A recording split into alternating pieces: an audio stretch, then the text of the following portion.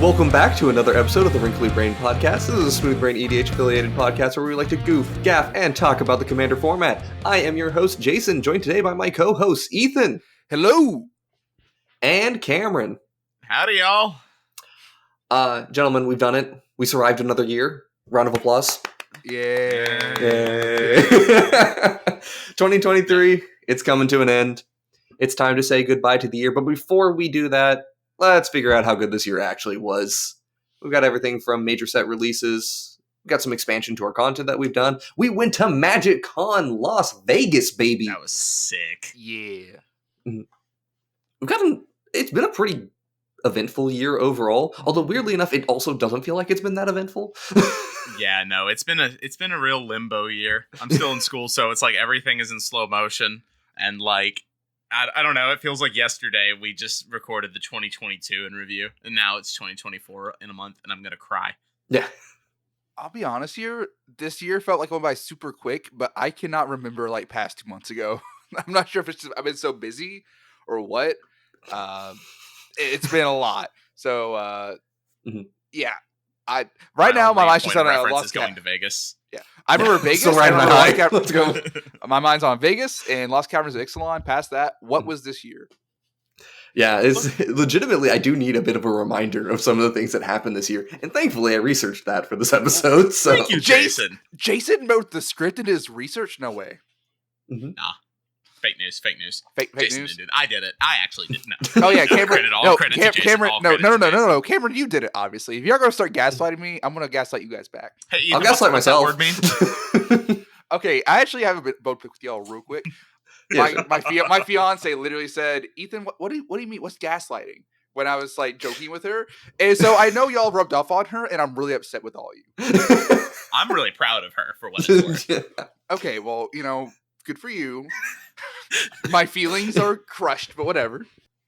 Yeah, all right, so we're going to jump into this, and I moved stuff around on the script, so yeah, we already kind of mentioned some of the IRL stuff, but let's just share a little bit more on it. Cameron, as you mentioned, you're still in school, so does any other big stuff happen this year, though? No, I'm going to be doing research next year, but work, hobby, life balance can kind of be tough. But it's been a great year. MagicCon was freaking awesome. Never thought we'd ever be able to get. I mean, if you want to listen to our MagicCon episode, go back and listen. Plug in. I'm sure we will make some of the same points. I'm sure at some point, but it was awesome. Never thought we'd be able to do anything like that as far as like Magic the Gathering related. Yeah, it was a great experience. Ethan, you mentioned you got engaged, and I feel like we're underplaying that. So thanks. We went to Vegas, and like a week and a half later, I was like, okay, let's do this. I kind of told myself this is the boys' trip. It was my last little oorah before I decided to pose that question. So we've been engaged for about 2 months now. We're jumping into it. So next May. So I got like 5 months. I got like 5 months in a day till I'm supposed to get married. And we still have to figure crap out. So you listeners are all invited to eat. I mean, I can send you guys the registry, but no, we've got a lot to figure out there. But I'm obviously very excited.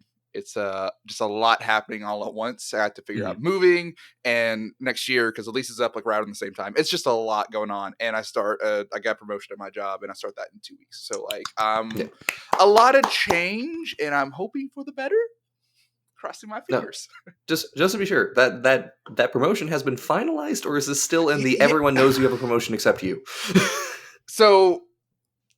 Development team at my job, I work IT. Development team at my job, they had 2 people leave. Same day, like 2 days back to back on the development team, and my boss was like, "Hey, you should apply for this." Like my boss, this is president, like CIO of the company, said you should apply for it. It's like neat. So I kind of had a feeling. I applied for it. A week later, get the invitation for the interview with the CIO of the company. He doesn't show up. He has apparently a family emergency. I find out he's not going to be at my own interview 2 hours before it happens from my current manager. Just like, oh, he's not here. What the fuck do you mean he's not here? So I interview with the other people on the dev team, but like not with him until over a week later. And then that afternoon, my manager just kind of looks at me, gives me a thumbs up. I'm like, neat. I know what this means, but like, it was over 2 weeks from that point until I finally heard, yeah, you've got it from the guy himself. And it's like, oh, but you're not coming on for another 3 weeks because of pay periods, and we don't want to cripple the IT team. I don't fucking care. I want them there to pay in the experience. I've been very frustrated. I'm surprised if they're making you wait 3 weeks, they're not just making you wait until after the new year. It literally starts December 18th. Like, literally the week before the year ends. I don't... But congratulations. Thanks. Yes, I've been very congratulations. That's a big frustrated deal. with that. And on top, a lot's been going on. So thank you for letting me vent to the internet for a minute about my job. Please, people at my Ethan is company. 100%. I am a glass case of emotion right now. Honestly, yes, I am. What else you got for me? But overall, very, very good. But moving on from me, because that's enough about me. How about you, Jason? How are things going for you? So weirdly enough, last year when we did this, I had just graduated from my university with my master's degree. I was still working full time. Still am working full time.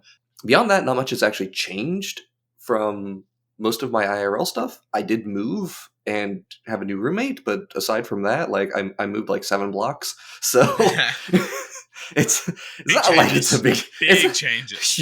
Huge. I am now a 2-minute walk from work. It's great. That sounds nice. To work? Yeah, I walk to work. In what society doth you live in? I have to commute everywhere.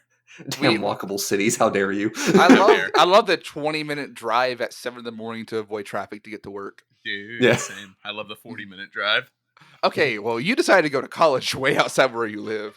Yeah, but this year has, for me at least, has been a lot like a setting in year. I'm just getting stuff sorted, and now I'm somewhat in a position to go for more events. I did 3 of them this year, and we'll cover that later, but I'm wanting to go to more of them, but also student loan payments have started up again, so big setup year. Big setup year. Yeah. For the engagement thing, that's kind of taking some funds away from getting to go to events. That's kind of my other thing about Vegas. Okay, this is the only time in the next 2 years I'll be able to go before I get engaged. Let's just rip that Band-Aid off, go, and then I'll live out that high for the next 2 years. Yeah. We're coasting. We're doing good. We'll make it work. So now we cover the IRL stuff. Let's get into the magic stuff. Let's start with just the simple. There were a lot of sets. There's more and more every year. We're going to have a set every week soon. Basically. So let's start off. We started off the year on a fine note with Dominaria Remastered in January. I forgot it existed. What? Yep. I'm kidding. I vaguely remember because story time. Seth really wanted a Sylvan library, and so he went to our local game store to buy one and didn't pull it. And then Chandler was like, sure. This was a couple months ago. And Chandler was like, you know what? Fuck it. I'm going to get a pack too. He pulls a foil Sylvan library in his pack. Borderless. And Chandler does. Just for the uninitiated, Chandler is the luckiest human being alive. Anyway. Yeah. Yeah. Anyway, do we need to cite examples? No, we're good. Not the foil, not the serialized Jagantha, not the Japanese alternate art Strixhaven, demonic tutor. None of those. Okay. No, we don't need that. Anyway, Chandler, the lovely lad he is, ends up giving the foil Sylvan library to Seth, and I think they traded a little bit later, but it was that is my experience with the set. Is this where Seth got on the I must foil out my whole deck train? No, he was on his way before that, but he was just on this. I need Sylvan library. That is permeated, unfortunately, Yes. to us. Matt posting a list of 40 cards he just ordered to foil out a deck. Yesterday. He bought 2 duels. He did? Yeah. He must have got a Christmas bonus or something. He did. Probably. He got his nice Christmas. Okay. He's making engineer money. Okay. Engineer. The engineer money is good. Yeah. Well, Dominaria Master was fine. It had some good reprints overall, tutors. Yeah, I literally picked up a foil freaking Enlightened and Worldly tutor for $5 a piece. It was great. Yeah, those I'm honestly one of the most hyped things for me. Old Border foil Mindstone. Honestly, That's nice, I love that Mindstone. I like that a lot. And that's fair. the thing I remember most about the set. Was It's Thran just that Dynamo in the set concept. too? I believe so. Yeah. No, maybe. Or was that Commander Masters? Commander Masters? Yes. I know it got a brown one recently. I don't know. Either way, we'll find out. Moving on. Yeah, we'll just move Weird on. question. It's fine. So then we go into our next set, which was Phyrexia All Will Be One in February. This is a baseline set with 2 commander decks in it. Cards in the set, honestly, a little. At the beginning of the year, I was more high on it than I am now. In my head, like not jumping ahead, but like mentioning this and March of the Machine are like the same set in my head, and Basically. I can't remember which is from what. Fair enough. I know March had is it 4 or 5 commander decks? I thought it was 5. I think it's 5. It had. I think it's 4. I don't remember. I don't Anyway, really care either way. was so March of the Machine was all the Praetors at just like name, whereas I think Yes. the first Elish Mother of the Machines was in All Will Be One, Yes. right? Yes. Okay, yeah, that See. card's dumb. I still hate it. Moving.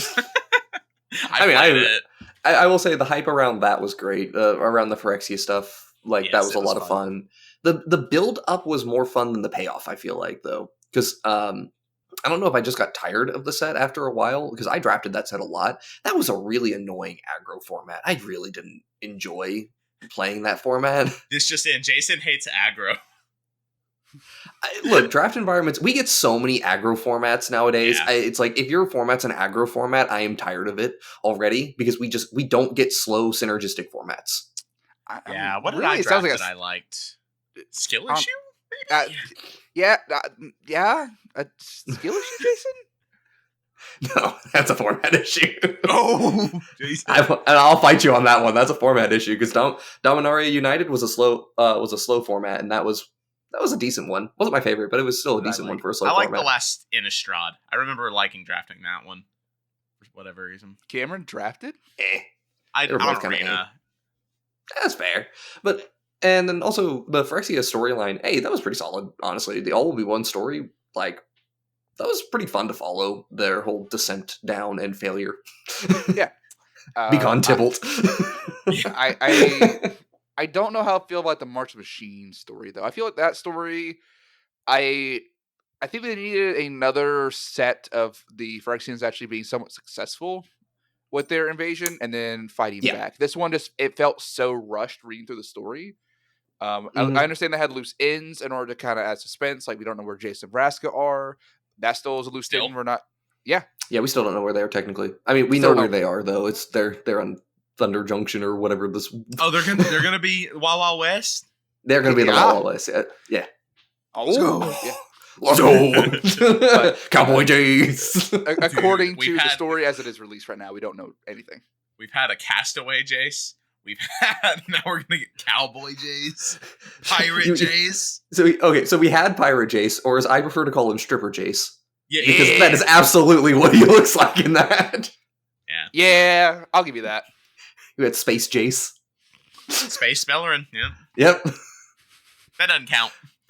It doesn't, but it does. It does. It's printed on a Magic card. That means it's legit. Absolutely. It doesn't matter if it's an acorn or not. It was an Is that an acorn one? I believe it is. It's not? Oh god, I hate that. No. Anyway, proceed. Yeah, the quadrants. I could quadrant that fuck out of you in a commander game. Now I have to look. I am fucking. I hate it.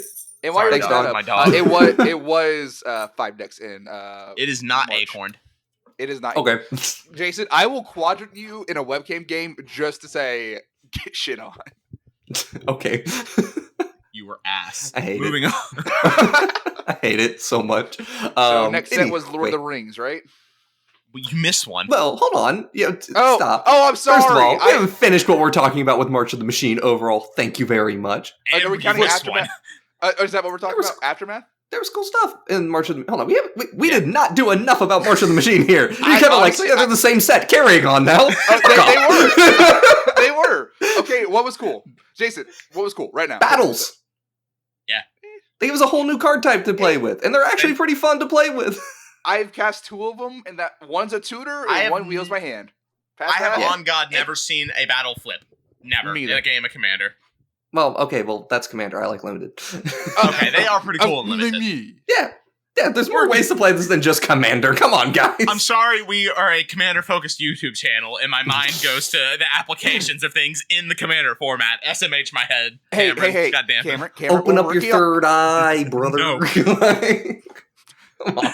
Cameron, we're a Dan focused YouTube channel now. Obviously, Oh, yeah. Okay, so True. are we going to do battles in Dan, Jason? Are there any mono blue battle? Yeah, there's the cool. Yes, there's a couple of Invasion of there's Rin, one that you- right? I think Kamigawa, Invasion of Kamigawa is mono blue. It is, but that one flips to a creature if I remember correctly. So no. Invasion of Ren though is draw 3, discard 1, and then it flips over to a thing that lets you copy your next spell a single time if you sacrifice it. So that might be worth trying out. Was I onto something actually? You are onto something. My ship posting resulted in dividends.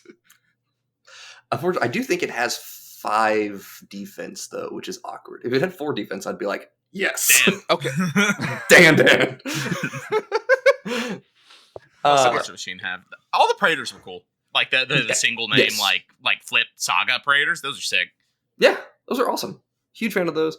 Also, mentioning some of the precons, for example, we don't talk about Gimbal, but we do talk about things like. All right, so they tried out doing black-white Phyrexians. That one, not a huge fan of. The Convoke one was pretty decent in the I like end. that. I think Convoke's a cool mechanic, especially when you take it away from green. It's kind of cooler when it's not in green. Yeah, I thought that was actually a pretty neat way to go about it. There's still not enough really good Convoke cards to really make that deck shine, but I think it's pretty good overall. Saint Traft and the alternate commander. Yeah. Oh, that commander's cool. Yeah, that commander is pretty neat. You can just do a whole bunch of tappy untappy shenanigans and do weird stuff. Yeah, you don't even have to make it Convoke. Like you just freed from real.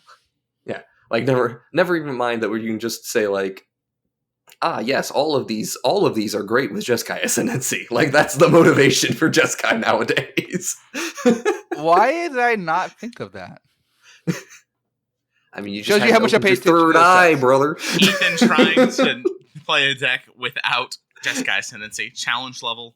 Oh, okay, I've played like 1.5 recently. That's more Jason's thing. I'm just co-opting it.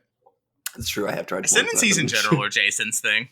Those are fun cards. They are. I'm not going to deny that. I had Jeskai They're all Ascendancy cool, in my man. Kai card list. It's fun. All right, let's go to the next product, the very interesting product of March of the Machine: The Aftermath. First thing, did you guys see the Blogatog post recently Mark Rosewater did on it? Oh, wow, there was no vision design for this? There was no vision design. It was just a bunch of cards they threw together. Yeah. Yeah, there was no vision design, which really explains exactly why this felt so disjointed and weird. Like I didn't even know it existed until like the day it dropped. I was like, yeah. It was like, don't get me wrong. Like, I actually still stand by some of the things I said when that first came out, where it's like, okay, this is interesting. I think they can do it well. This one feels weird. Like, the idea of mini sets being dropped that are at a different price point and have a few select cards with the intention of like shoring up the storyline or something along those lines, and inserting cards that you want for the standard environment that couldn't fit into a draft environment, that makes sense to me. Doing just that as a product makes sense to me. right. But Did they market it as such? No. The execution was. Did they market it is a better question. Yeah. Yeah, there's some cool cards within that set though, like Ethan's set, and like I'm not playing that I don't card know. anymore. All the desparked planeswalkers. That idea is cool, giving them another legendary creature. Yeah, like genuinely, the mythics in that set are really, really cool. Yeah, like all the legendary The creatures Nissa. are neat. the Nissa, the Karn, the Sarkon is actually pretty cool as well. Yeah, I will stop naming cards to prevent the editor from wanting to shoot me later. I will show you the suicide and push myself down. But no, there's a lot of great cards in that are like cool commander cards. But for like a standard legal set, I don't get it. It didn't have the oomph that you would like. You couldn't draft it, right? So a lot of people were like just passing on it. It's clearly designed purely for constructed stuff. So again, like there's maybe a way to do this that makes more sense, but this was not the way to do it. And the lack of vision design. I don't mind them testing the waters with something like this. Like it was harmless at the end of the day. It just felt really clunky and really really badly like I can't think of fucking words. Carried out, I guess you could say. I will say I wouldn't say it's harmless though. It affects local game stores that are trying to spec on a product so they can make money. And when they buy into a product that is not going to sell properly or is flopped, and what I don't want to get on a high horse, but WotC putting out a product with zero vision design, just kind of saying, let's just see what happens, feels really short-sighted and doesn't put the local game store in mind when they put that product out. Which is this a feels very sad. reminiscent of Innistrad double feature. Yeah, like I listened back to our last year in review, and that was one of our things is we got to shit on. Oh yeah, that's double feature. That was the second worst product that Wizards has ever made. And the worst one was also came from that year. Let's go, baby. High highs and low lows. Yeah, like I would put this product in like the bottom 50% of Wizards products, but I wouldn't say that it's in the lower 10%. You can see what they were going for. Yeah. And the next, to clarify, bottom 50% probably isn't that bad either. Like, really, when you get lowers where I say it's probably a bad product, it's probably just like it's a very okay product, right? WotC generally puts out good stuff, I would say. It was actually pretty good to open for a while. Like you mentioned, like the game stores need to make money on it. When that set was selling for like $84 a box, I was like, "Whoo, baby!" that was some good time to be opening Magic cards. But then again, you were guaranteed like all the same commons and uncommons, so there was no variety there. Yeah, it was just gambling on mythics. All right, next set. Universes Beyond, Lord of the Rings, the Tales of Middle-earth. By the way, I hate that TCG Player puts Universes Beyond in the front of these titles. I hate it so much. I enjoyed this so much more than I originally thought I would. Same. Like, I was very nervous about bringing in another IP and making a not a core set, but like a modern is it modern legal? It is modern legal, yeah. Modern legal like set around it. And I think they did very well with it. And someone hasn't been paying attention to the scam discourse. Yeah. Which banning's tomorrow? Yes, bannings are tomorrow. Yeah. Oh, yeah. I should mention this. Hi, everyone. Normally, we would do this at like the very beginning of the year, but we have something else we want to do, and we want to take off a week. So we're doing this ahead of time from where we would normally record this. This is like really early into December for us. How does Lord of the Rings impact scam? What card am I? Bowmasters. Bowmasters. It's in the deck. Oh, I don't think Bowmasters getting banned. No. I think it's Fury. I don't think so. I think it's I think it's Fury. Fury's It's just Fury, I think. Fury's playing over 50% deck. Sorry, weird modern tangent, but like you follow modern content, Cameron? More or less. Like I keep up with it. I know Fury literally makes it to where X1s can't exist. Moving on.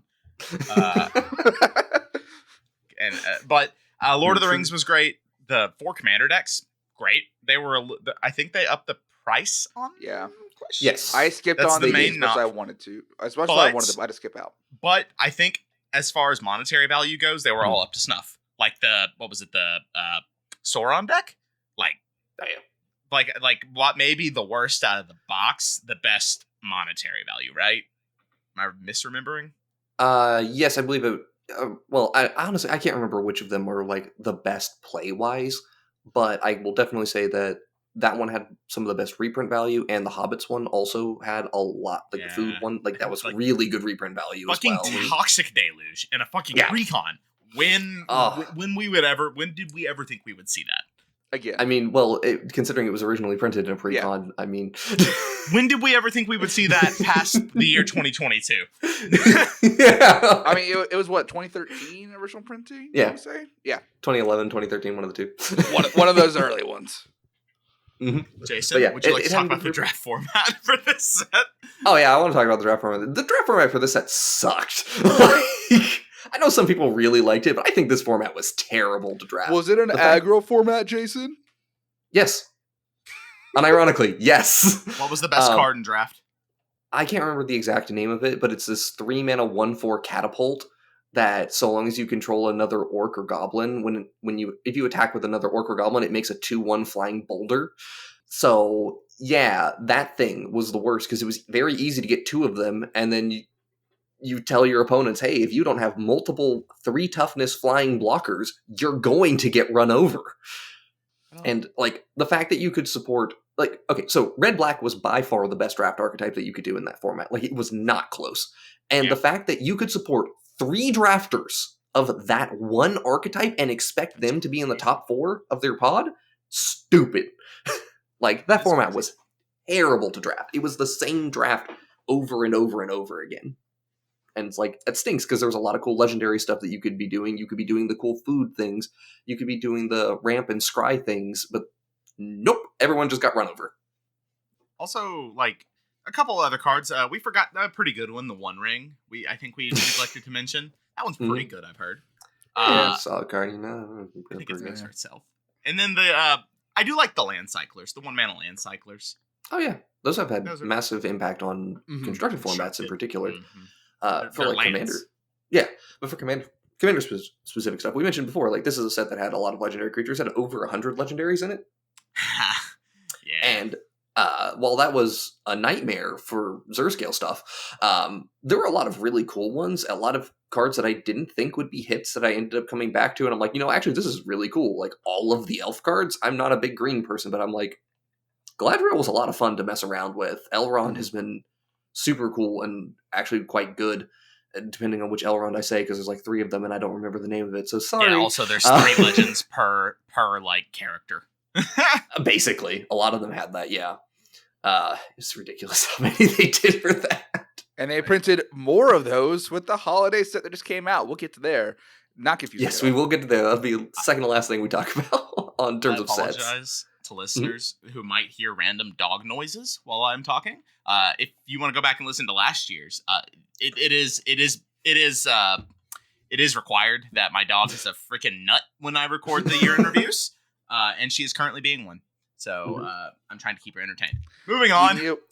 As long as you post a picture in the video of your dog, can we? Yeah. See, you had to post a picture because I'm not saving that. Yeah, the webcam I'll send you a picture in post when you edit. Jason, ask for me for a picture of my dog. Okay, will do. And you can put it on. I may even show my lovely face with my dog. Lovely. We'll post a picture on Twitter for Twitter engagement. Sorry, X engagement. Is it good to call it X now? No, we dead named the shit out of that one. When I get emails about it's X parentheses, formerly known as Twitter, close parentheses. I just think it's... When I see X.com, I feel like I'm about to go to a porn site. I don't want to click on that. That's a good part of this year to talk about too. Yeah, imagine Twitter is kind of, yeah, man. This is good stuff. All right, moving on. Next set of the year. The next set, because we got like supplemental set after supplemental set after supplemental set. Commander Masters. Dope. Yeah, I don't really remember it. It's reprints. It's reprints. Always it's a higher price point, which was kind of the issue I had. Because I would love to go buy a few packs of this, but where they put 2 rares in each pack, like 2 rares and 2 foils. Yeah, of course. Okay. Yeah, but it was a fun draft as well. I bet I never got to draft it. It's cool. There's 2 foils and 2 rares in a pack, but that doesn't really change the price point that I'm priced out of with trying to, play in a wedding. So like I'm just kind of out of luck when it comes to buying packs right now. You could have bought all the packs you wanted then. It's been on the background for a while, Ken. We'll get you a box for your wedding. The precons. Okay, poggies, dude. The precons were cool. Precons were sick, but again, priced out of the deck I've been dying to get for ages. I still have the Eldrazi deck because it's $100 fucking. What? It's still $100 right now, and it was like 120 at one point. 130 actually. Is that how much are the 130 cards in it like collectively worth? It's not like egregiously over 100, is it? I don't think so, but at the same time, I'm not going to check it right now. No, it's just that people were really hyped for Eldrazi, and like. To be fair, they haven't had a great commander up until this point, and Zuladoc is a really good commander for it. What's funny is the deck wasn't that even much of an Eldrazi deck. It was just colorless matters. Like, I mean, obviously, if you're playing, it had a lot of Eldrazi cards in it. Exactly, but like there were some cool cards in there, like Rise of the Eldrazi. Like, yeah, of course. Like, I mean, there were multiple really good and interesting. Like high drop Eldrazi cards that people were interested in playing, and I think that's perfectly reasonable that people were hyped for it. Yeah. Especially like all the Eldrazi players had to sit there and go like, well, if I want to play a full Eldrazi Kindred deck now, I need all of these cards as well. So that drives up some of the price too. Because otherwise we were just getting those cards in the... I don't believe there were set boosters for this set. I cannot remember to be sure, but it'd be in the collector's product. So you'd be rolling the dice on that. But, so we had... This was the set with the Eldrazi Precon, the Slivers Precon, the Abzan Enchantress Precon, and the Jeskai Planeswalkers Precon. Those things are... There's very interesting price differences between those, because the Eldrazi one's currently $100, the Slivers one's currently like $80, the Enchantments one is $52, which is like reasonable because they increased the price point on these ones. And then the Planeswalker one is all the way down to $40. Wow. Like, which I might get now. I was gonna say, it's like Super Friends generally isn't a great strategy once you get up into like higher power. Yeah, I will say that I might have misevaluated Guff the first time I saw it. I thought it was like just bad. Yeah, but it's not terrible. It's just it's not great. But I do think that anytime I have run into a game where Guff and Vronos hit play at the same time, the game is much more in favor of the Guff player. Vronos has been a surprisingly great planeswalker for those decks, and that makes me very happy because Vronos as a lore character, love Vronos. Vronos is awesome, but... He's the blue one that got printed that was like, you got killed by Garrick, right? Yeah. Oh, it lets you phase out planeswalkers. That's actually huge. Yeah. First uptick. Mm-hmm.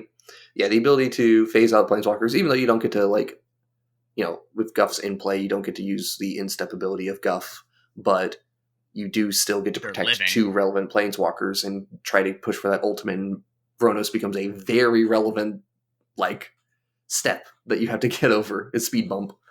So, I've been impressed by that, at least. So, that's something to say. But yeah, beyond that, though, Commander Masters, like, just kind of came and went. Yeah, it did not put a, like, noticeable, like, I can't fucking speak today. It did not leave a mark on me. It left more a mark on me because there were the new cards in the precons, which kind of left a slightly sour taste in my mouth when it came to, it wasn't even in the main set. It was only in the precons and the collector's boosters, which made it hard to get the new cards. Only reprints. It basically was only reprints. They did have some really cool versions of cards. So like they had like the portrait style cards, which cool. I really like those. I like the look of them. I might be the minority on that. I saw some pushback. I liked those styles. I hate them. I liked them. Like my Kaikar, I love looking at that Kaikar. It's just the foiling looks great. The background is really shiny, and like I like them a lot. Jason, we'll agree to disagree. You're wrong, but we'll agree to disagree. Sure. It's just look, I do in fact have my profile picture in Discord being a version of that for Brushwag, just to do that ironically, but I don't think people get that. So it's ironic. It's just too highbrow of humor. Too highbrow. The finest of humor involving Brushwag. Somebody posted that in our Discord, and Jason said mine. And he said, I'm going to change it for a couple weeks, and he has not changed it back. I do need to change it back at some point, though. No, I'm tired of it. And speaking of our Discord, we have a public Discord in case y'all don't know about it. Links in the description. Yeah. Get in there. Yeah. All right. Let's move on to the next set, though. The next standard legal set of this, because we have talked about supplemental after supplemental after supplemental. We got to Wilds of Eldraine, which is more recent memory. Yeah, Wilds is cool. Wilds is cool.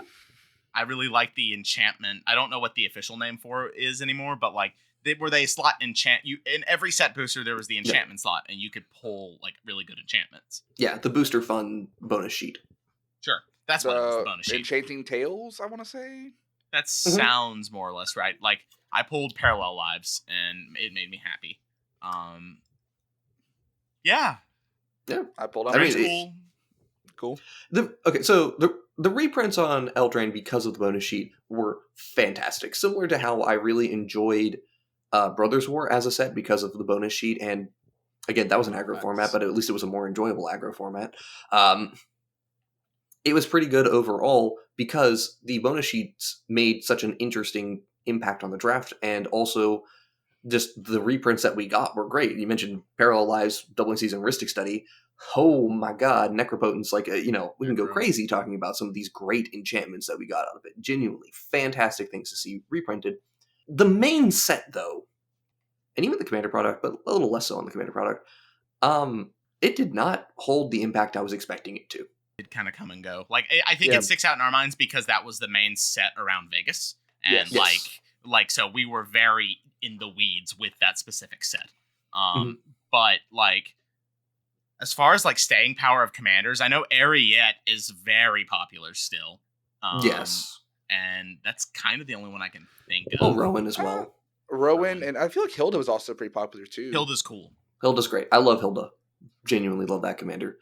Right. There's a lot of interesting commanders that ended up like doing some stuff. Like the precons, I guess I should mention, were very impactful. Go ahead.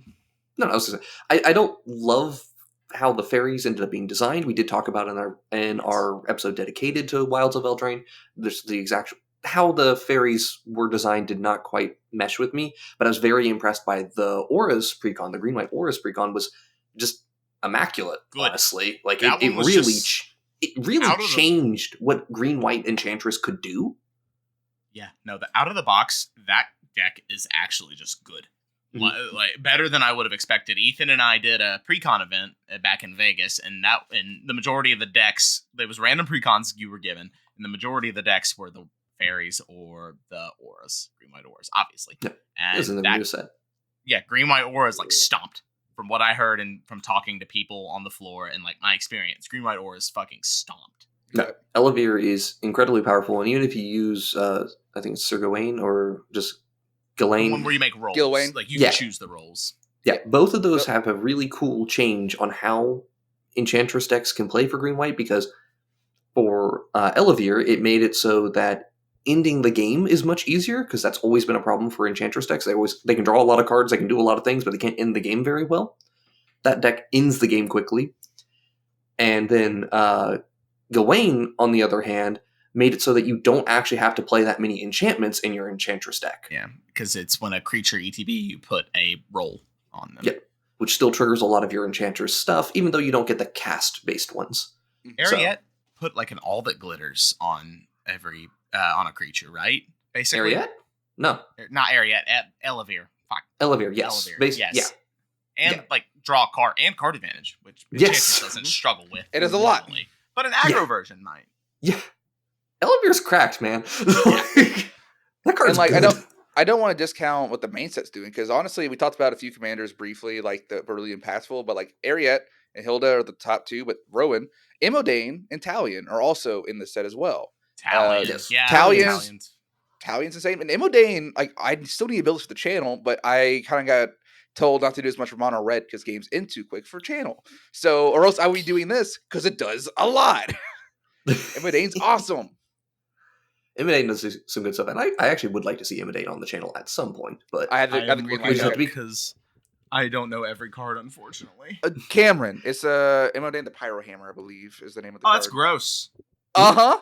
And then Yeah. in the next standard set, I built the mono red deck I was planning to do for Imodane, but we'll get to that when we get to not Rivals, Lost Caverns. all right. So let's go ahead and move on. Overall, Wilds of Eldraine, pretty solid, but it hasn't had the same staying power that I expect, aside from, as you mentioned, Talion, which has changed a lot of decks construction, because it's good in the 99. Okay. The next set we had was the Doctor Who precons and collector's product. Cool. Not. I have no basis for like anything because I'm familiar with Lord of the Rings. Doctor Who, I literally know nothing about. Yep. So, as someone who's watched like years ago the 9th Doctor series, and then we got the 10th, I watched a little bit of that, and I got my Netflix subscription ran out in high school. So that's what I've watched. I enjoyed this. I wish I knew more of the source material. It gave me an interest to go look at it. So the cross advertising is working. Good job, Watsy. But I mean, from a set design perspective, it's weird to like have so many of these. Like it's another Legends Matter sets, right? Because the Doctor, there's so many legendary creatures in this. About Just these 100. 4 precons. It's insane. It's overwhelming personally. Zero scale. I know y'all had a hell of a time.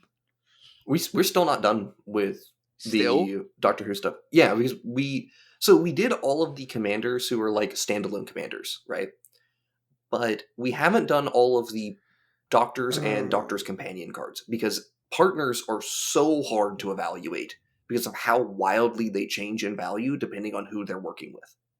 Yeah. So it's really hard for us to do that evaluation. Plus, the other thing is that there's a lot of partners also are just like boring. Like it's like it's like I do one note thing kind of okay, and it's like, wow, it does one note thing kind of okay. How does this change when you pair it with other commander who does two notes really well? Well, turns out it's just like the analysis gets crazy at the same time, and it's from like the most boring starting point.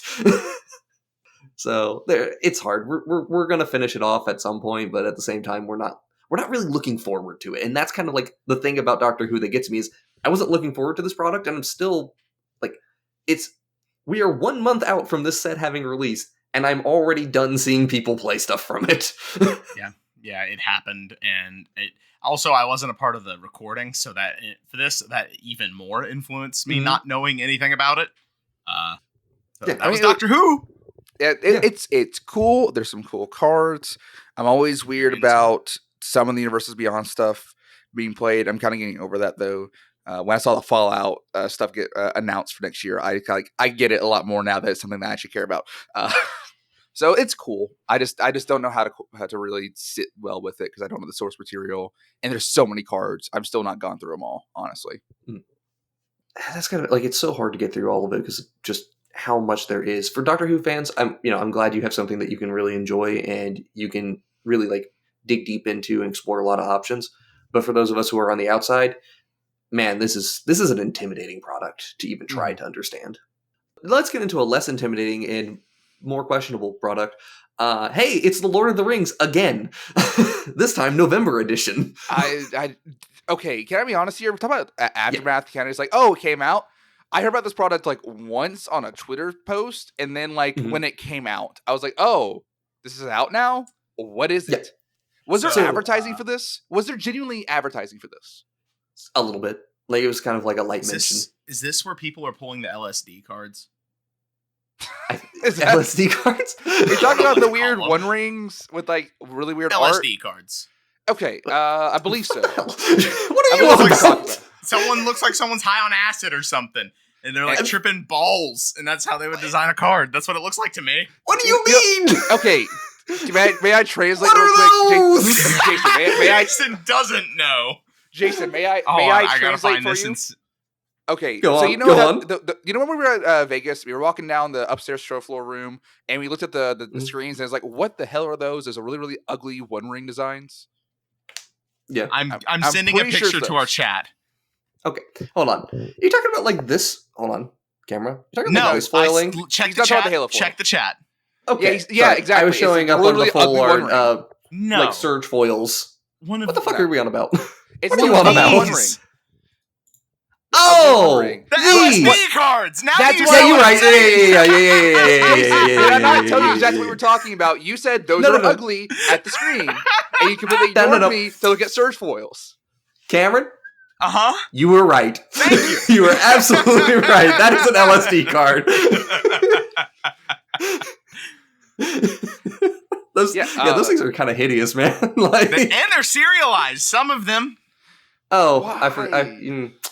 I've read serialized stuff.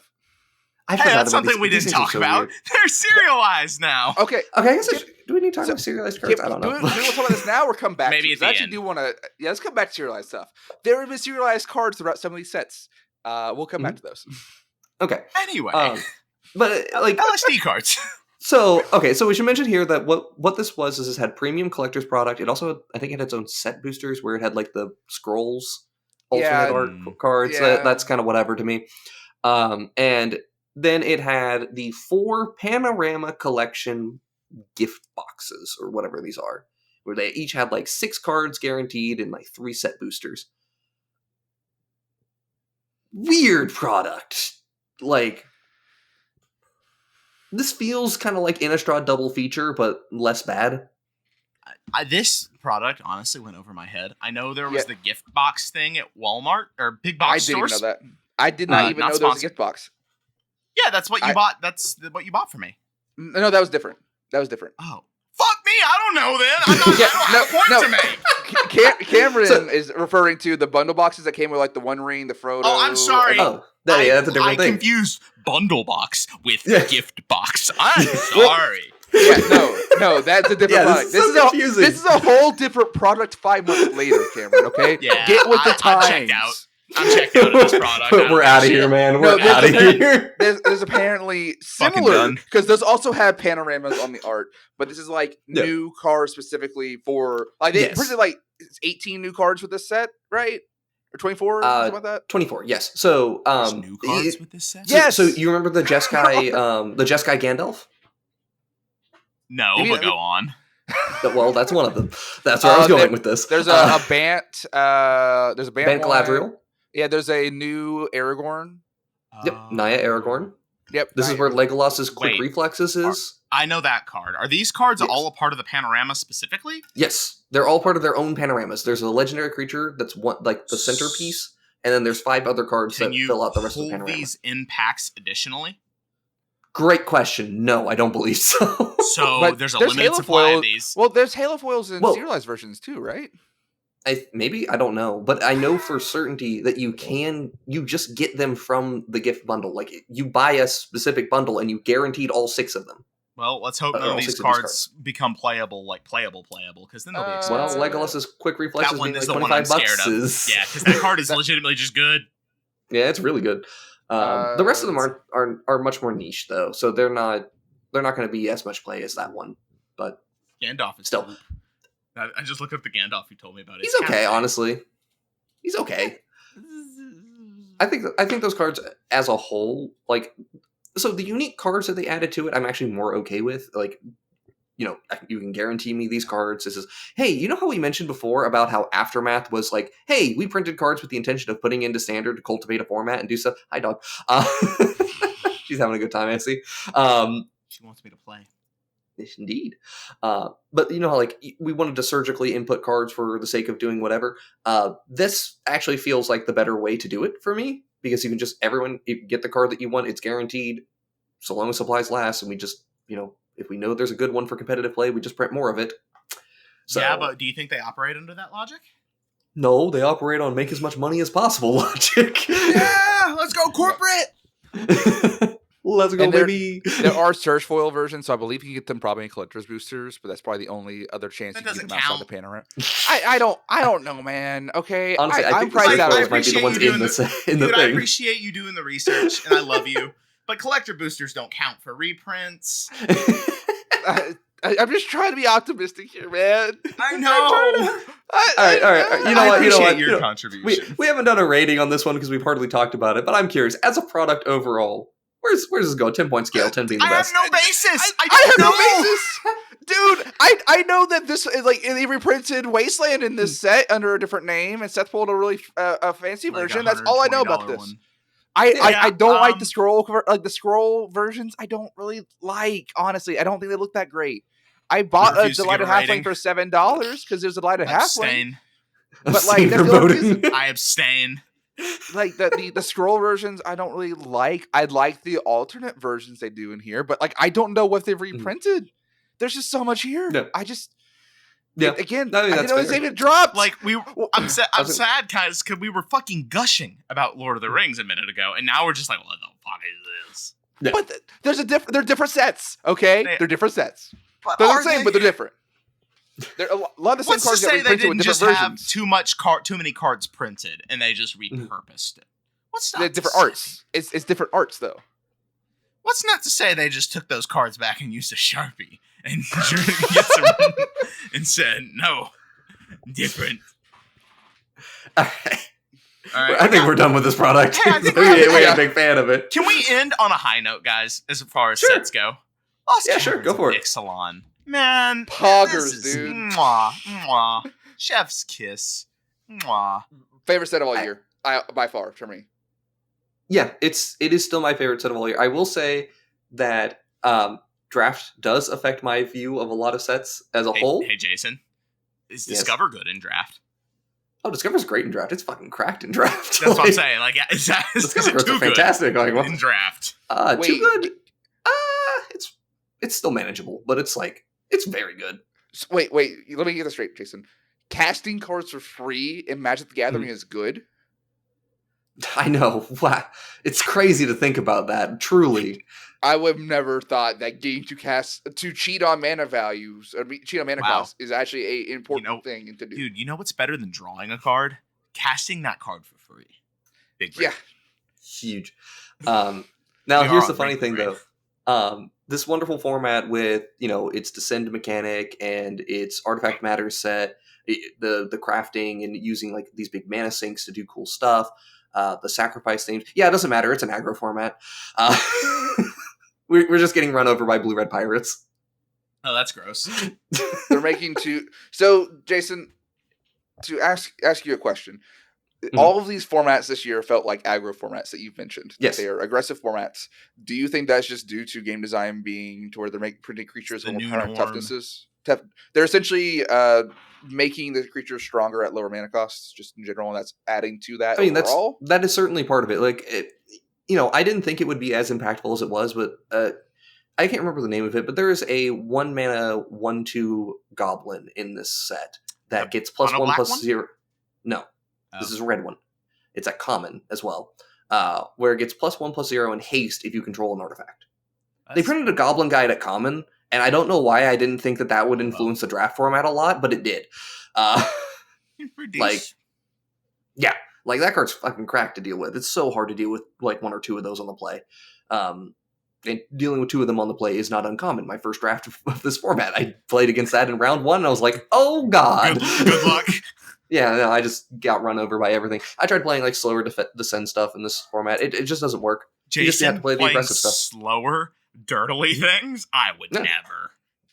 Yeah, but like, again, just briefly mentioning on the draft formats, Lost Caverns of Ixalan ended up being is a more aggressive format. It is a slower aggro format, but it is still an aggro format.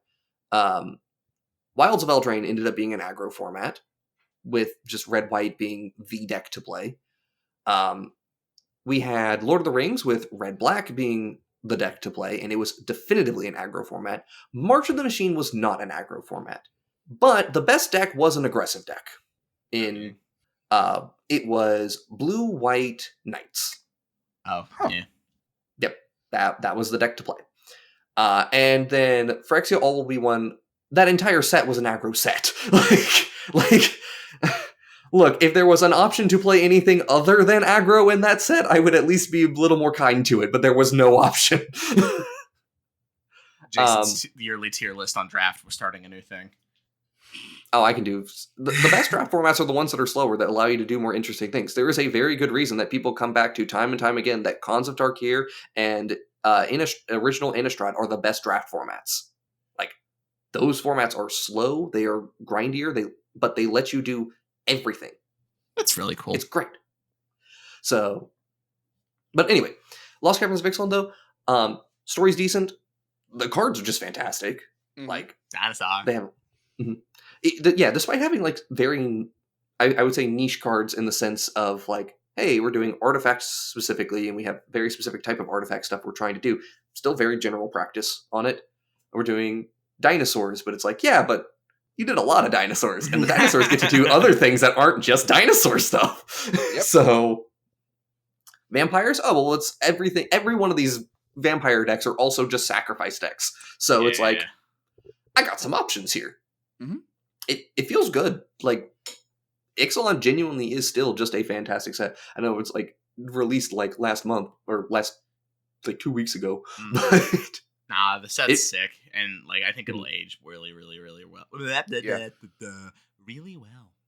Yeah, honestly, I was very impressed by it because original Ixalan was like cool, but like nothing really staying power.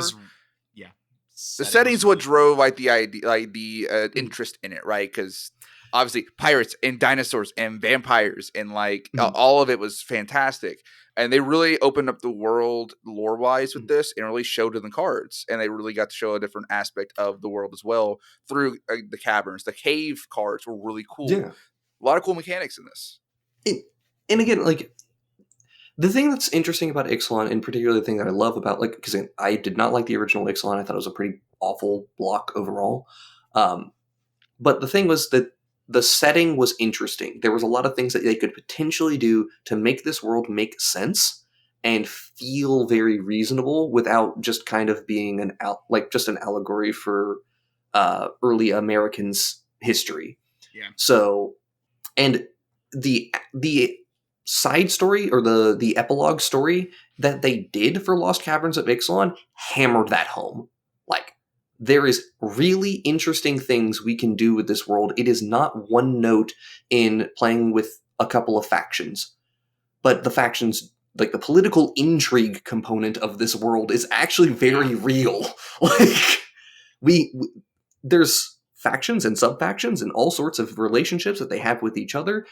How nature interacts with this world is actually rather interesting. It's not just a death trap for planeswalkers, people. We have cool stuff here. Mm-hmm. So I'm looking forward to see what they do with Ixalan. It's one of these settings that I want us to revisit again, mainly to see what they're doing on the other continent where the vampires are. I want to focus over there eventually. But also, man, with the political intrigue that's going on within the Empire of the Sun, I'm like, oh, the Sun Empire's got cool stuff going on too. I'd be cool here. And pirates even have some cool stuff too. So it's like, Pirates are just cool. Dinosaur. And then there's dinosaurs. Dinosaur. Yep. And speaking of dinosaurs, one of the things that came out with the set was the Jurassic World stuff, right? They put the Jurassic World cards in the set boosters and collector boosters. You want to jump to that in general? Well, I mean, it's like in that. the set, technically. So, yeah. It's in the set. Yeah, you're right. Yeah. Can I not have a good segue for once, guys? Can I not actually have something natural? You're good. Well, I'm saying, are we jumping to all the UB shit? No. All right, so Jurassic World, right? Yeah, thank you. They did some neat legendary creatures. Beyond that, I have not much more to say.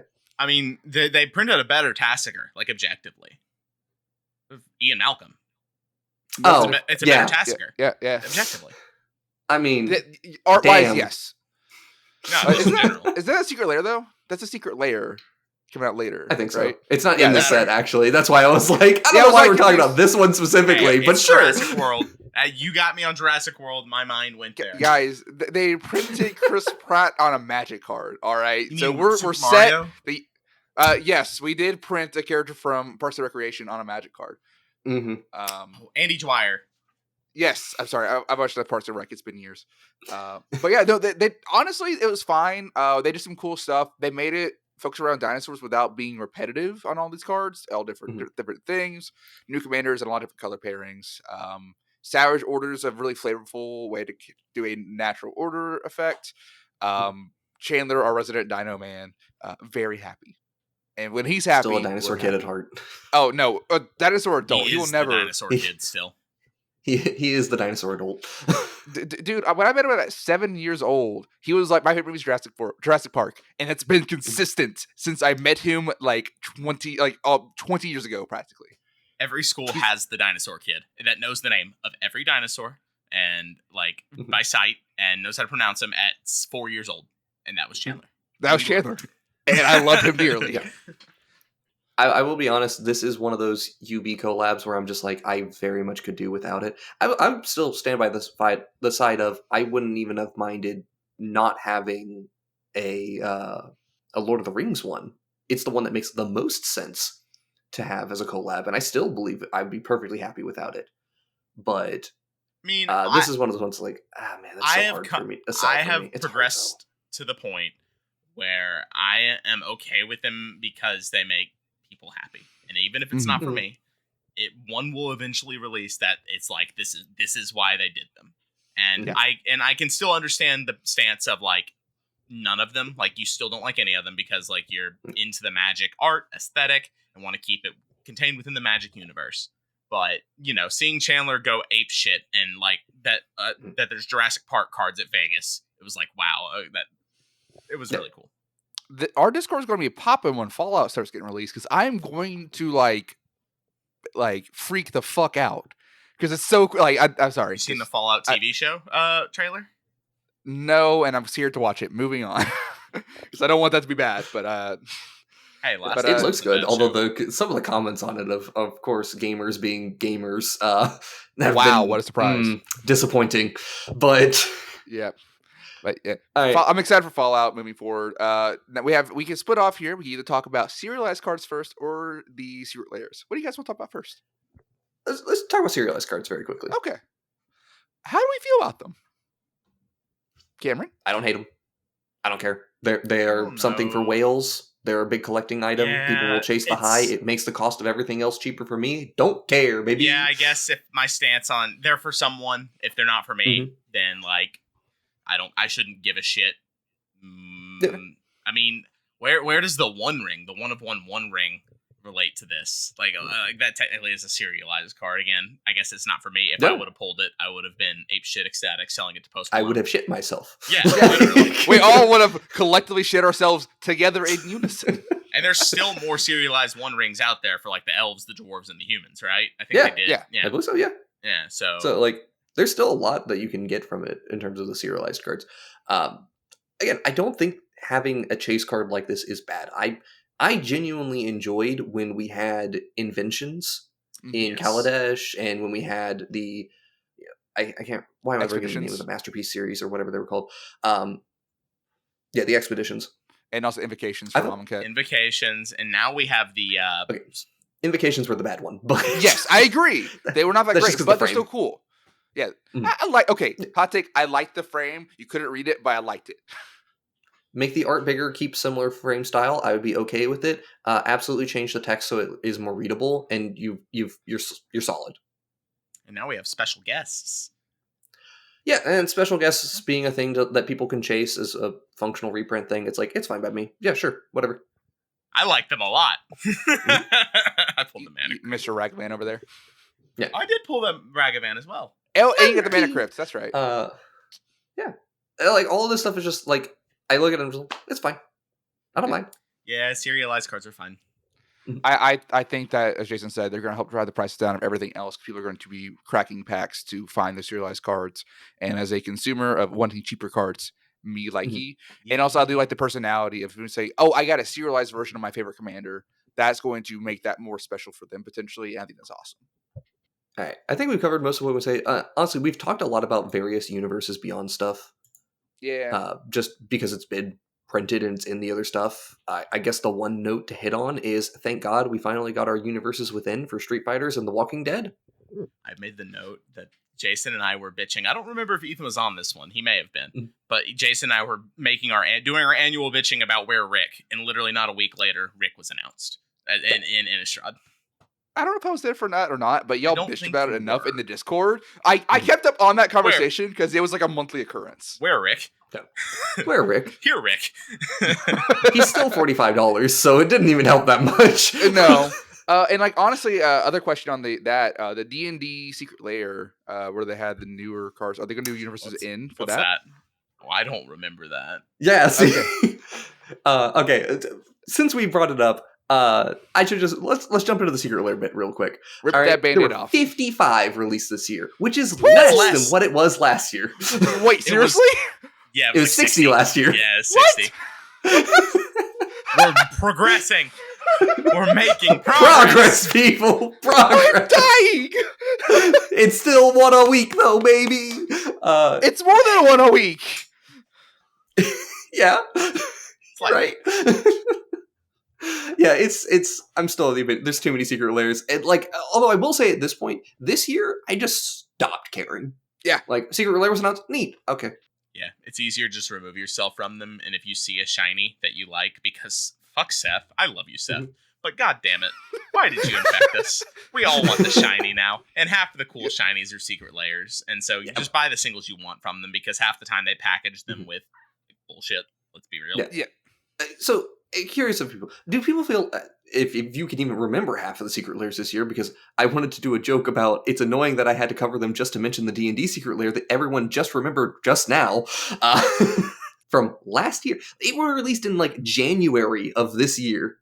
Hey, how can I forget the Tubby Dragon? Okay. True. Okay, here's the thing. I've actually never seen the D&D movie. My fiance watched it without me. Still upset over that one. I'll get over that eventually. But I know the Tubby Dragon exists, and he can exert himself, and then exert himself because he can't hardly fly. That is so flavorful. I love that. Yeah. There's a lot of cute flavor. Hilariously, I think I saw exactly one of those cards ever be played. Just the... What's the bard's name? I don't remember his name. But the blue-red one. showed up in exactly like one game I played in, and that's it. Again, I haven't watched the movie. My fiance watched it without me when I expressed interest in watching it with her. Ethan, are you a little upset about that? I will Would you like to talk about it? Do you need to talk about it, friend? You sound upset. I should have mentioned this in premarital counseling. Damn it. I'm gonna text her right after this. Say we still need to watch that. How long did it take for Rick to get a print when they said they did Like 2 years. It was wasn't it before COVID that Rick got printed? Was it before COVID? He was the first Secret Lair. We're on 4 years of Secret Lairs, buddy. You're shitting me. It's not been Bitter that Blossom long. was the first Secret Lair, not Rick. Wait, no, it was Rick. They were together in like the same drop, weren't That they? was the same drop. I can't remember if it was the same drop or if Rick was the second one. We say Rick. Either It's way. all the Walking Dead shit. Yeah, the it's only one who of cares about the other relevance ones? is Rick. But Glenn, voice of reason, was supposed to be legacy playable in humans. Stoneblade. For all Wrong of Nick. 2 seconds. Yeah. Oh, sorry. Rick was very Stoneblade. playable in Legacy Humans for 3 seconds. It's fair. But legacy humans, what's that? There's no humans in Legacy. DRC's a human, excuse me. No, it's a Delversi. dragon. Just kidding. There are no humans in Boston, say. There are no humans here. But yeah, like, so I'm curious to people how they feel about this, because I don't know if the quality got worse or if it just became I've become so jaded on this that I just dedicate no brain power to them anymore. Like, I'd say the latter, because that's where I'm at. It's too exhausting to keep up with them. I can't answer that question because I haven't kept up with them, so I can't speak on if they're good or bad. sounds like you've been jaded and aren't dedicating any brain power to them. It's really just easier. I even say off Magic Twitter. I probably should be on it, Fair. being part of a content creation team. So that's why when I Recommend send you it. funny memes on the Twitter, you do not respond. There was a funny one Rip. the other day. Rip. Rick? You've been betrayed. Yes. I'm sorry, He does X. constantly. Dead name that shit. Hey, Ethan's been messaging me on X, on Twitter. Whoa, no way. It's like you said after Vegas, I'm going to get on Twitter more. And then you didn't get on Twitter since Vegas. Hey, that's my New Year's resolution. Oh, bullshit. Don't give me that shit. Speaking of Don't Vegas. gaslight me. Don't gaslight me. What? Speaking of Vegas, so We went. events. We actually got to go and do events. So I got to go and do 3 events. You guys all were just at Vegas, and well, we had a lot of fun with Vegas. We have a whole podcast about it. Yeah, go listen. It was much more fresh on our mind at that point because it was like a week after. Yeah. It was great, and I will say it was really nice to go to MagicCon Philly. Yeah, it was MagicCon Philly. I will probably try to go to SCGCon Philly this year. I am not sure if I will be able to, but I will try to. I will say about Vegas before we drop it, the more Mhm. the further removed we are from it, the more forgiving I am of us for not like doing as well as we did, as to the standard that we hoped. Because it was our, like, as a group, it was our first event. So, like, obviously we're going to be a little misty and starry-eyed and be like, whoa! Yeah. So, yeah, you still use that knowledge going forward to do better next time. But, like, Vegas was fucking awesome. Yeah, it was a great experience, and I'm very glad that we all got to go. Yeah. Yes. Okay, I'm glad you like I didn't have anything to add. Reassurance. I didn't have anything to add. Like, yeah, it was No, fucking Ethan Vegas wasn't going to was say amazing. anything. So my interpretation was he hates us all and doesn't want to be around us all. By his No. before he said, Mr. Cameron. I just want to look. no. Obviously, the camera's not rolling for the guests here, but I just appreciate that we all as we were we just all got to the point of just silent nodding at each other. Like I don't know. I don't know if you guys have seen. I can't remember how to pronounce the name, but Dr. Glockovofkin or whatever his name is. What? He's a shorts person on YouTube and TikTok. He's great. He just talks about the U.S. healthcare system and stuff like that. But one of the characters he has for it is the ever loyal scribe Jonathan, who doesn't say anything. He just nods. Noted. Do you have a Jonathan? we all have a little Jonathan in us. We all just need to aspire to be a Jonathan. Vegas fun. Vegas cool. Dan. Moving on. We're towards the end of this, but one of the other things is expanding on the content, talking about, we've got the podcast, we're back, we did nearly a full year, we only missed one episode, I think, I this think, year. Yeah, we took 1 or 2 week breaks, that's it. Yeah. Go us. Yeah, and we're gonna take next week off. Yeah. But that's just, Holidays. I mean, I'm traveling. What do we want from me? I'm gone for a week and a half, man. I'll get to caress Jason's face in person again. It's going to be great. But the other thing that we did is we've expanded into doing shorts content.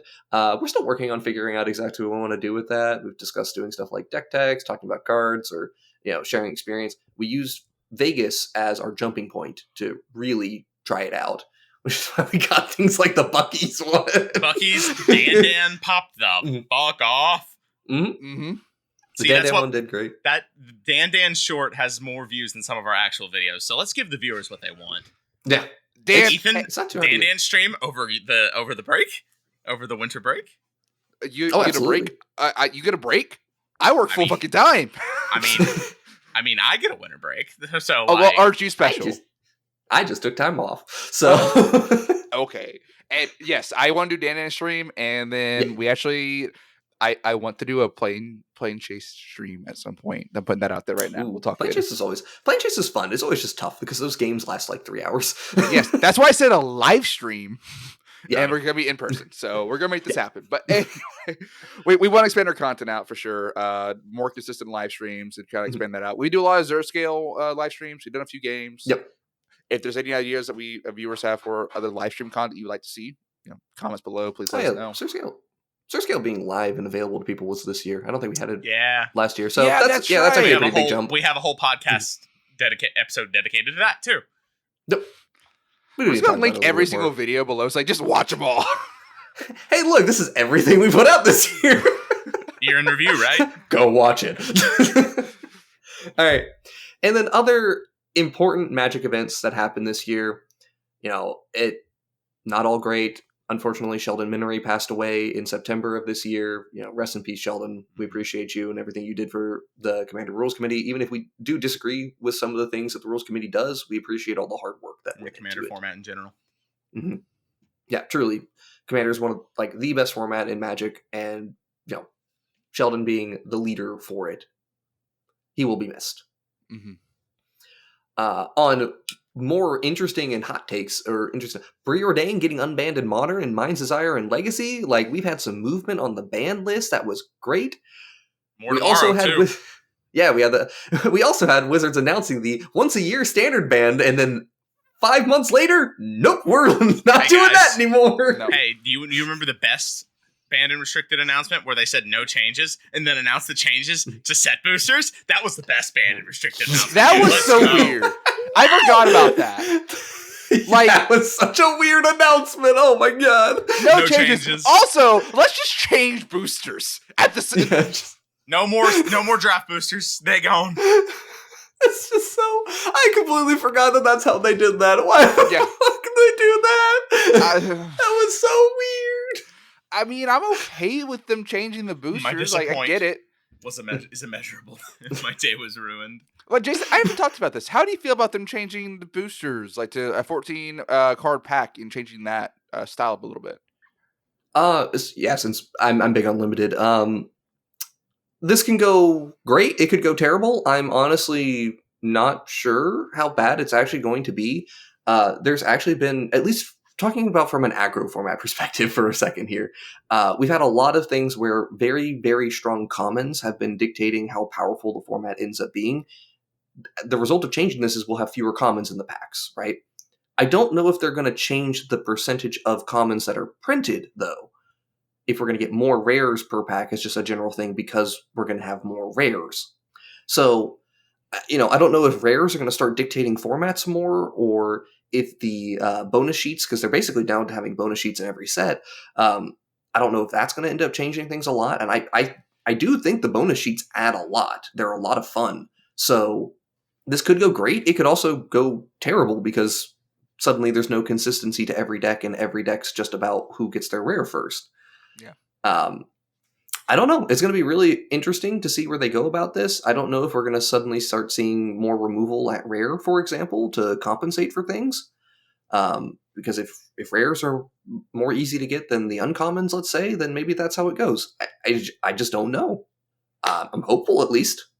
I will say for sure, for the people who enjoy cracking packs, this will be a more fun experience for you. Yeah. So, selfishly, I'm interested and optimistic about it.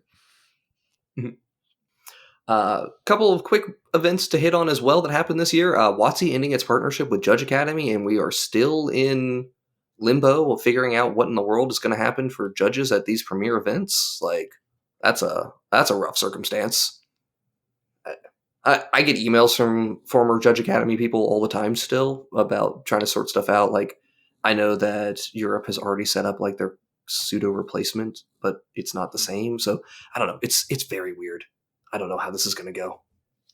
It's a big deal for Latin America as well, because that's a harder one to set up. Yeah, I'm not as familiar with the judge stuff. That's all Jason's court, having been a judge. Yeah. I bring that partially up just because, one, it was an event that happened, and also because Seth was telling me like yesterday that he had started doing some of the courses on Judge Academy, and I'm like, oh boy, that's a great timing, buddy. Wait, did he actually? Yeah. He was just doing it for learning, not actually to become a judge, though. That's fair. Just to practice and learn more about the game. But I was just like, that's a great timing, man. It's like Magic is a tough fucking game, and there's a lot going on, especially in 4-player games. Mm-hmm. Oh, yeah. Yeah, I also I don't remember if there were any... Yeah, at least when I took it, there were no specific modules for multiplayer. So that's interesting to see if they've made any changes for that for the level 1 courses. Also, again, we had the big errata last month from turning all Naga into Snake. Tribal is no longer a type. Totem armor has been changed to Umbra armor. And Rakshasa are no longer cats. I forgot about the Umbra armor change. Mm-hmm. I forgot about that one, too. That one's going to be tougher, just because it doesn't come up as much. No, it rarely comes up. So that's one that I have a very good feeling we will do that in, like, the first time it comes up in an episode for us, we will make that mistake. Oh, yeah, for sure. So forgive us. I know the big tribal discussion about going to typo and then kindred, and then I saw on Twitter Morrow essentially said kindred and typo are different. Kindred is the actual keyword, typo is the type of like strategy. No, typo is like what they want to consider the strategy. We keep on saying like kindred snakes, where they would still probably call it snake typo. Yeah, I don't care. Honestly, honestly, the latest video we put out, go check it out. We did, hearing about creature types. I'm just going to say creature types, or a snake deck, or a merfolk deck. I'm just not going to use the terms, because what does it add? It just adds confusion. I'm just going to say it's a merfolk deck. It's a deck. Wait, Jason, so you said that a card like Tarfire only has one type now? It's not. No, it is a kindred type. It is kindred. So it's a kindred sorcery or instant. Okay. Yes. Mm-hmm. Okay. Correct. Okay. Yeah, but people were using typo as like the thing for both. Yes. And or now kindred for both, and WotC wants to differentiate that. Kindred explicitly goes on the card type, whereas typo is explicitly for the creature or the deck type. Talking about the deck, which is dumb to me because we use tribal for both of them. So why would we not just use kindred for both of them? I don't know. I agree with Jason. I mean, you could just use kindred. Easy. You use kindred or don't use it at all. Either way. And then the last big thing is, and this isn't even like a particularly big thing. We're not arena players, so like I just felt I should mention this though. There's been a lot of changes in arena. They are slowly but surely getting everything that they need to have Pioneer available. At the time of recording, the Khans of Tarkir remastered is about to release, so I'm glad for arena players that they're finally going to be able to play something almost equivalent to Pioneer. They promise Pioneer with like the onset of arena. Like 2 years ago when they first planned on having it. Yeah. It's only. I guess it is. Yeah. It does take a lot of time and resources to get all of those old cards and mechanics programs, so I will be slightly forgiving. Yeah. But that covers most of that. And now the most important thing that you can do with any celebration of a previous year. What are we doing next year, guys? The same thing we do every day, Pinky. Try to take over the world. I was going to say true. Different day. True. Honestly, we're good for you, buddy. Is that what you go to college for? World domination. Sick. Is that your major? That's what I'm majoring in. Okay, what's your minor? I thought you were minoring. Ethics. Excellent. Wonderful combination right there.